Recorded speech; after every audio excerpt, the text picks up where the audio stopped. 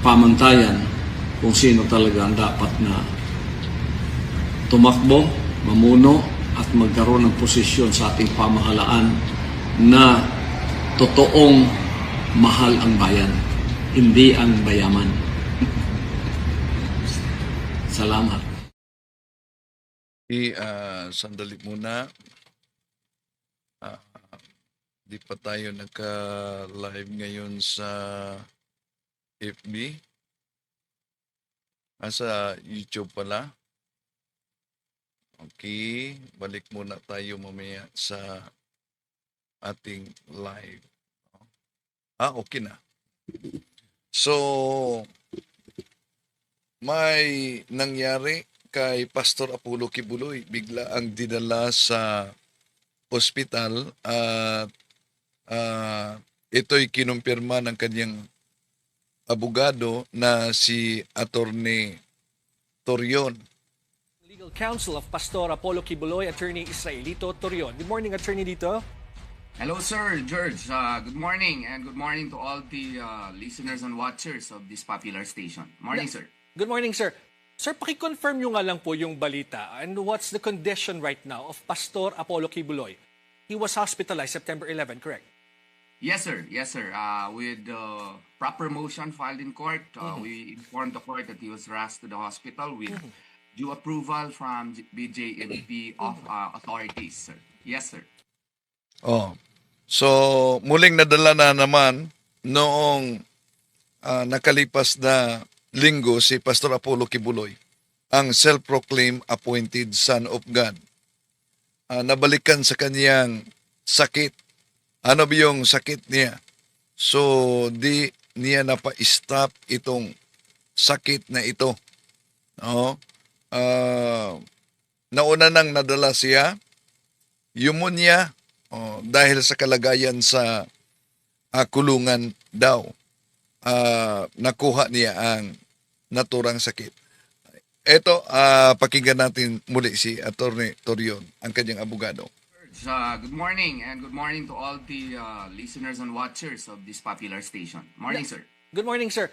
Sir, paki-confirm nyo nga lang po yung balita. And what's the condition right now of Pastor Apollo Kibuloy? He was hospitalized September 11, correct? Yes, sir. Yes, sir. With proper motion filed in court, we informed the court that he was rushed to the hospital with due approval from BJMP of authorities, sir. Yes, sir. Okay. Ang balita po sa atin ay pneumonia yung naging sakit niya. Paano niya po ito nakuha, sir? As to how he was able to acquire it, I am incompetent to state that, because I am not a medical doctor and I am not always there every day, although I visit him often. But I think, as you can see, the condition of our jails are not so good, and most probably he acquired this while in jail in Pasig City Jail. Kamusta po si... So, nakuha niya dun sa kulungan sa Pasig, posible. Pastor Kibuloy right now? So, di napa-stop talaga ni Pastor Apollo Kibuloy yung kanyang karamdaman, no? Ang self-proclaimed appointed Son of God, na ayon pa dito sa komento ni kapatid na Marisa Makahilos, na ospital ang Diyos ng mga DDS. Diyos ng mga DDS, Okay. Si Kibuloy ay kilalang kaalyado ni dating Pangulong Rodrigo Duterte. Well, as you can see, as you reported it, he is in the hospital trying to recover from his condition, and tatag naman siya, and he is trying to rise above all the accusations against him. Opo. When was the last time you visited him at ano po ang sabi niya sa inyo? Well, I visited him around, I think, last week, and or prior to his confinement in the hospital. Hospitalization. Yes, immediately prior to the confinement of his pastor to the hospital, he actually he had some requests to me to be done, and I did my part, and I filed the appropriate motion in court, and we were likewise talking about the condition of the nation. Okay, how are you planning to visit him anytime soon, sir? Yes, yes. Of course, I have to do that. I am his personal lawyer for quite a long time already. Opo. Sir, pag-usapan lang natin quickly because there's a request for extradition na sa kanya, no, sa United Really? States. Kamusta po yung, meron ba kayong balita dito? Well, we have not received any formal communication about any extradition request by the United States about the matter. As of, we verified that around 2 weeks ago because he talks that he would be subjected to extradition, had been lurking around. So we verified that, but we did not receive any affirmative reply from the DFA, from the DOJ. Of course, sir, apologies about this question, but there are allegations saying that he's using his medical condition to prevent something like this to happen. Can you just react to that, sir? No, I think if you would experience being unjustly accused and you would be placed in a situation where you could not even freely move around and the condition is really not so good, then you would get sick, especially that Pastor Apollo Sikibuloy is already of age. And I don't think he would use his sickness to dodge any processes, legitimate processes in court. So, kung maalala ninyo, yung sabi sa mga alagad na babae ni Pastor Apollo Kibuloy, doon sa kaniyang kaharian, pinaliguan nga nila si Pastor Apollo Kibuloy. No? At yung ibang tubig pa, yung espesyal na tubig pa ang gagamitin para sa pagligo niya. Ngayon, wala nang alagad siyang magligo, so plus sa kulungan pa, yon, nadala siya sa ospital dahil bumalik yung niya na sakit niya. Kung maalala ninyo, si Pastor Apollo Kibuloy, siya ay isa sa mga taga-usig din sa pananampalatayang Katoliko. Lalo na sa mga sagradong imahe o mga larawan. Yun daw ang palatandaan na ang simbahang Katoliko ay hindi tunay. Bakit? Dahil sa mga larawan.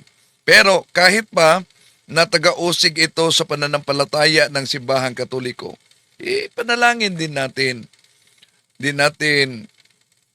Sana walang matuwa sa nangyari kay Pastor Apollo Kibuloy. Panalangin natin sila. Pray for the conversion. Of course, kay Pastor Apollo Kibuloy na naniniwalang ang kanyang tatag na sikta ay tunay, lalo na nag-aangkin siyang appointed son of God. Pero, noong nangaral pa siya, di pa siya nakapasok sa kulungan, grabe yung batikos niya sa pananampalatayang Katoliko ito. Makikilala mo ang isang tunay sa kanyang itinuturo. Anong tinuturo ninyo? Di ba nagsasamba kayo ng rebulto? Di ba gumagawa kayo ng mga inukit na larawan? Yan ba itinuro ni Kristo? Yan ba salangsang sa mga salita ng Diyos? Salangsang, pero binahawakan ninyong Biblia, pero hindi yung sinusunod. Di ba peke kayo? Yun. Isa si Pastor Apollo Kibuloy na umuusig sa pananampalatayang Katoliko. Pero ang kaniyang atake mula sa Santo Papa hanggang sa doktrina. Tulad sa ibang sikta. La kayong marinig na may umaatake sa nagtatag sa simbahang Katoliko. Bakit kaya? Dahil pag inuusig nila yung founder ng simbahang Katoliko, mapilitan talaga sila na i-research sa history kung sino ang founder ng simbahang Katoliko. At batay sa history, mga kapatid, makikita ninyo na walang iba.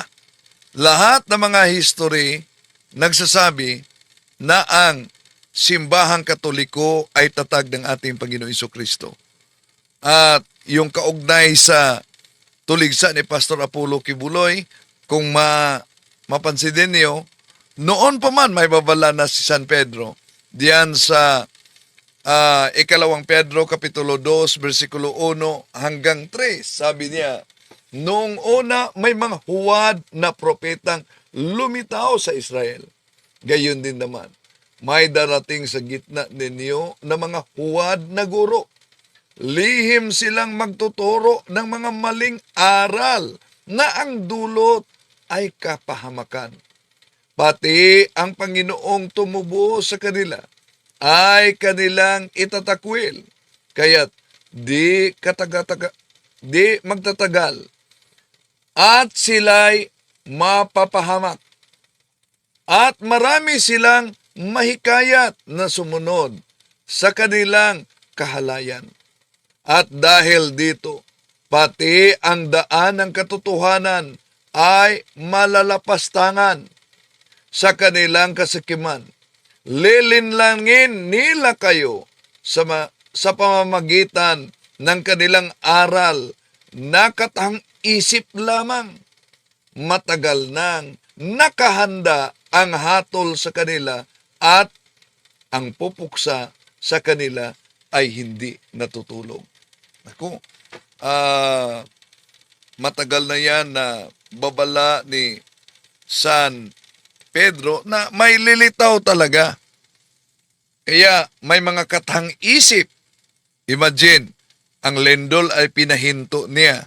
Baka sabihin niya, hindi napahinto ang lindol sa Cebu dahil nakulong siya. Pero kaugnay sa mga sagradong imahe na sabi niya, Diyos-Diyosan, mali yan dahil kung tingnan natin ang Harper's Bible Dictionary, ito ang mabasa natin. All idols are images, but not all religious images are idols.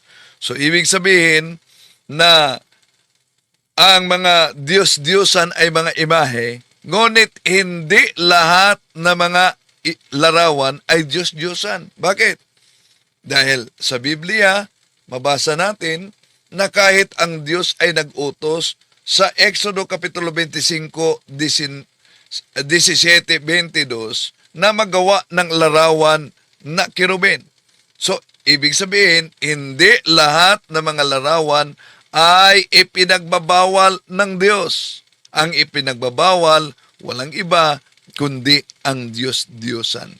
Ngayon, bago dyan mga kapatid, kung tingnan ninyo ang nakasulat sa, dahil paborito nila itong tuligsa, yung ikalawang hari, Kapitulo 23, 15-18, inutusan si Propeta Josnias, wasakin, sunugin ang lahat ng mga imahe o larawan ng mga Diyos-Diyosan.